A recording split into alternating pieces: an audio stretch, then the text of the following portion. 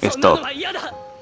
Para aquí. No aguanto ni un segundo más esta serie, así que hagamos un vídeo.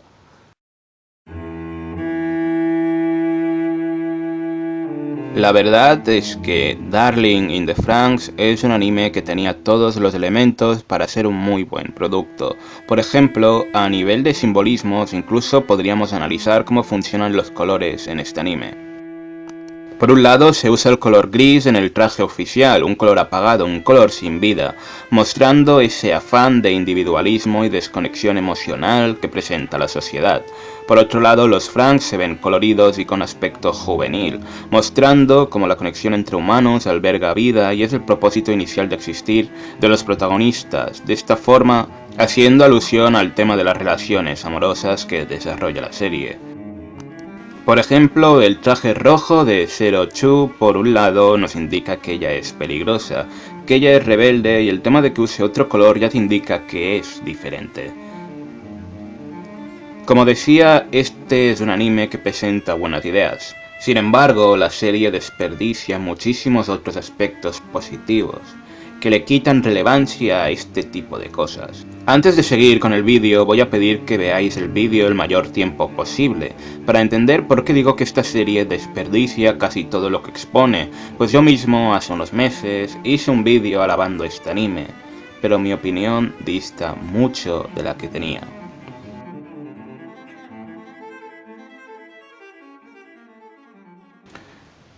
Darling in the Franxx divide su historia en dos bloques, la primera parte compuesta por 15 capítulos y la segunda compuesta por 9. Cada una de las partes se centra en tratar un tema por encima de todo. La primera explora las emociones de los personajes y la segunda desarrolla el tema de la guerra y todo lo que hay detrás de esta. Sin embargo, la serie falla en sus dos tramas, sobre todo en su segundo bloque.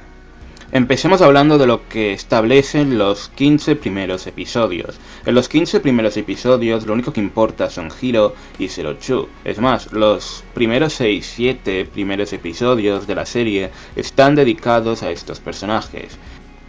La serie establece el dilema del erizo entre estos dos personajes, ya que se necesitan el uno al otro, pero cuando están juntos se hacen daño.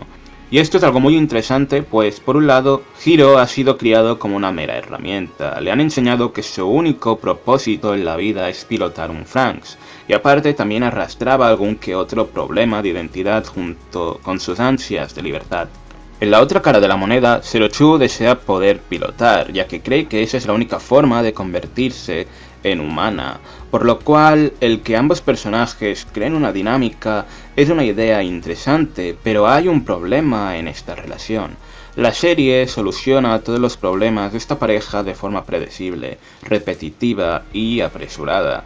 Todo se soluciona por el poder del amor y algún discurso poético de Hiro hacia Zero Two, o simplemente por arte de magia, como en el capítulo 6, en el que Hiro tiene una infección en el corazón, pero todo se soluciona porque sí, y como digo, esto lo suele hacer en menos de 2 capítulos. La serie crea falsa tensión para que al final del mismo episodio o al siguiente todo se solucione de la forma más predecible, por lo cual cuando la serie trata de separar a los personajes o crear algún problema entre ellos, ya sabes cómo acabará todo.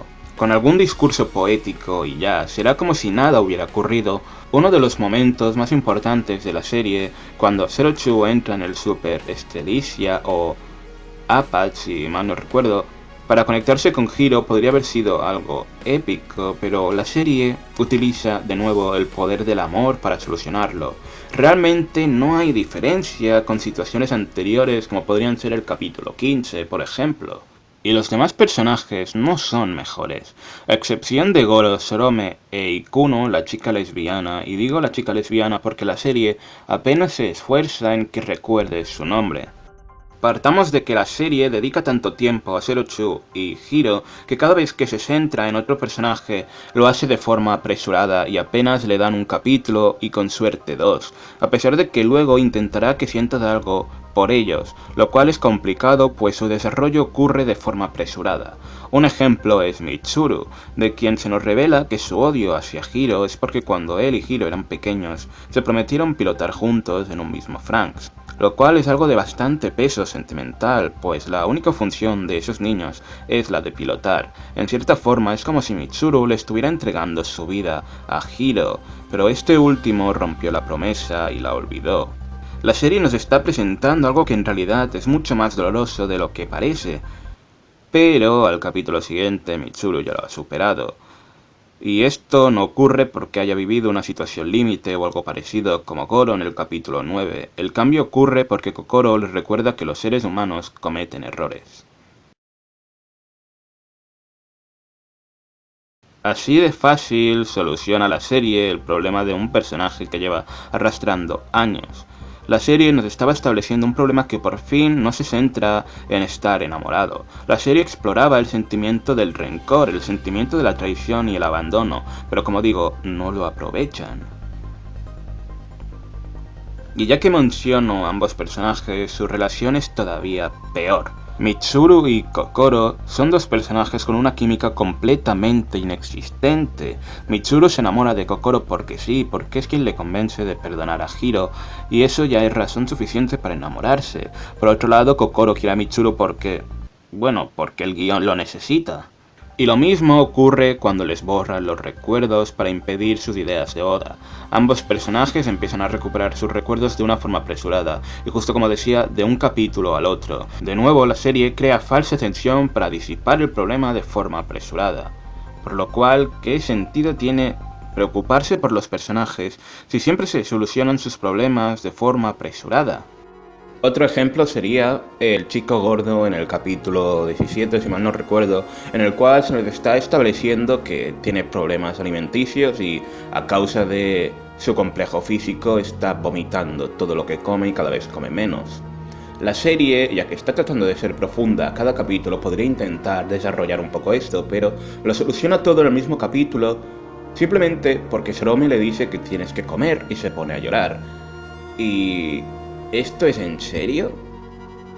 ¿Así de rápido la serie soluciona un problema alimenticio?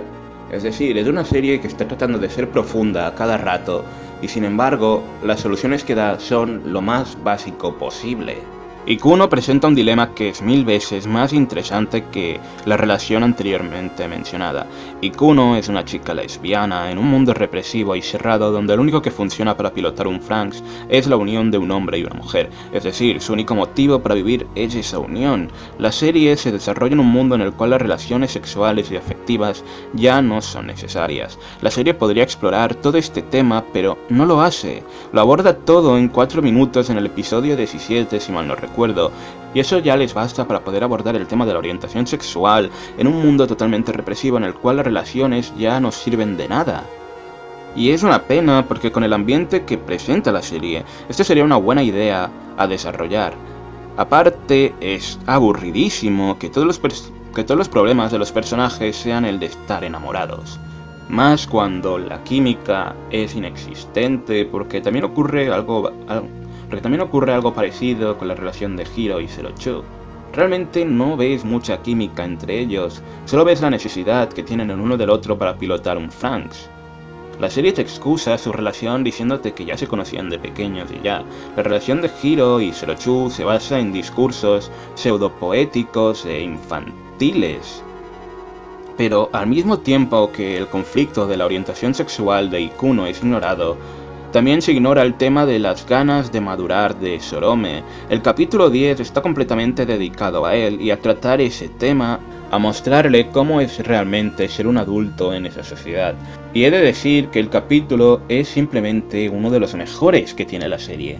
Y es aquí cuando te preguntas por qué la serie malgasta sus primeros episodios mostrando fanservice y centrándose en Hiro y Zero Two, cuando podría desarrollar de forma más pausada este tipo de tramas, que lo único que harían es conectar mejor con el público y enriquecer la narrativa de la serie.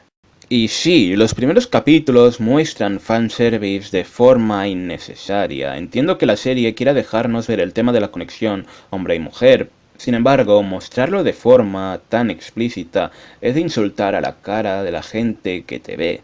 Es como dar por hecho que la gente no sabría interpretar el tema de la conexión entre los seres humanos en el Franxx y que esto es necesario. Es una burda excusa para mostrar algo de carne para que así el espectador promedio tenga una razón más para ver esta serie. Por otro lado, ¿no habéis notado que en ningún momento he mencionado el tema de la guerra?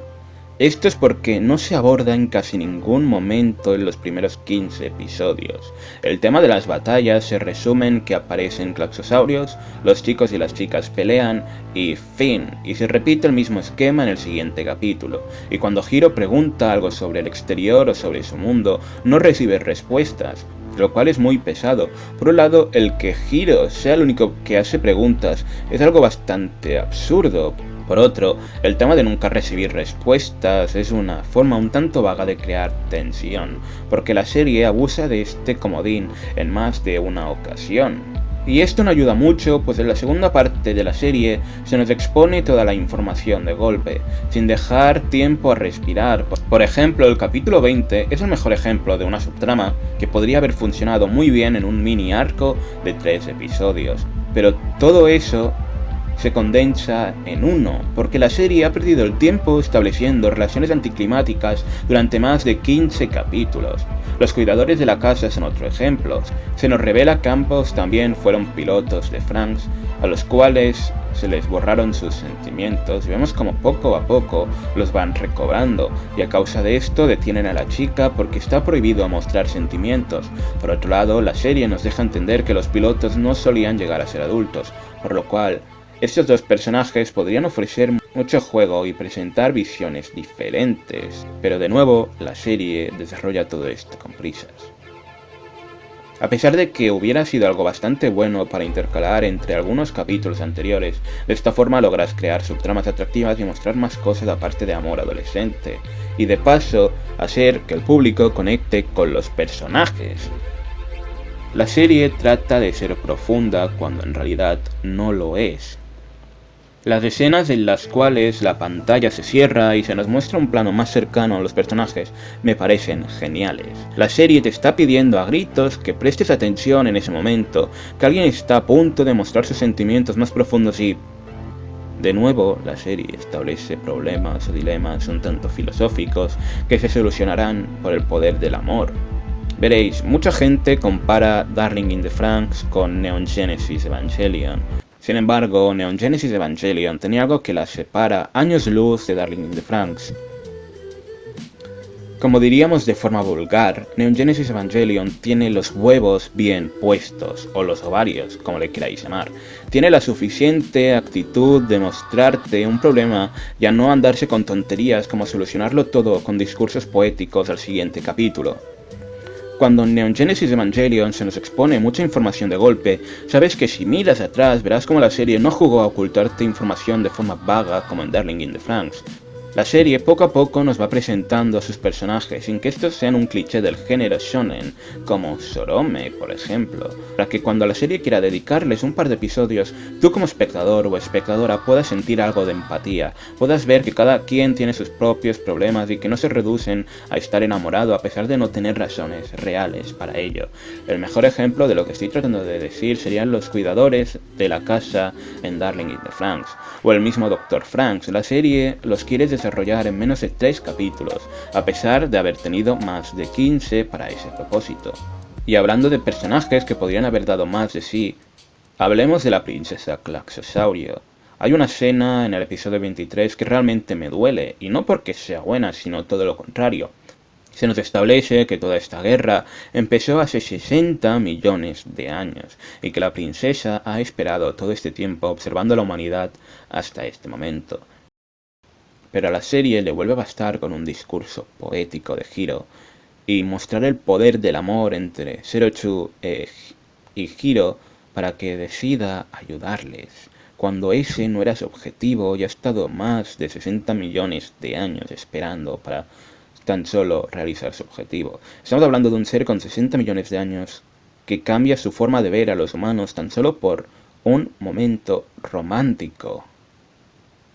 No te puedes tomar en serio a un personaje si su forma de pensar cambia por algo tan efímero. Es como cuando tu protagonista de un anime de peleas logra vencer a un enemigo con más décadas de experiencia y trabajo, a pesar de que tu protagonista empezó a pelear hace apenas un año. La princesa y Byrne juegan un papel irrelevante, cuando tendrían que ser el plato fuerte. Por un lado, la serie dedicó tantos capítulos a presentar a los Cloxosaurios como bichos que atacan porque sí, que cuando se nos revela que hay una reina no nos puede importar menos. La serie para ese momento ya ha logrado que no sientas ningún miedo a los Cloxosaurios. Realmente no los ves como algo peligroso, pues cada vez que estos lograban hacer daño a los protagonistas, esto ocurría mayormente por errores de los mismos protagonistas y no por los Cloxosaurios, como podría ser Sorome actuando de forma precipitada. Por otro lado, Byrne viene a ser lo mismo, se nos introducen en pocos capítulos y apenas se aborda el tema de abandonar el cuerpo, cuando es algo sumamente filosófico y la serie ha estado jugando a ser profunda todo este rato, y cuando por fin establece algo de este calibre, no lo aborda, como mucho lo deja en el aire y ya. Y la organización de API tampoco es mejor, su idea e historia es buena, pero la serie te los presenta como si fueran cualquier doctor loco de cómic, de Marvel o de DC, que resulta ser malo porque sí, y tiene X objetivo también porque sí. En fin, voy a dejar el vídeo aquí porque creo que ya he expuesto bastante todo lo que opino. Si te ha gustado el vídeo, ayúdame compartiendo o dándole like, y si no te ha gustado, hazme ver mis errores en los comentarios, y si realmente he cometido un error, pues me retractaré sin ningún problema. Hasta el próximo vídeo.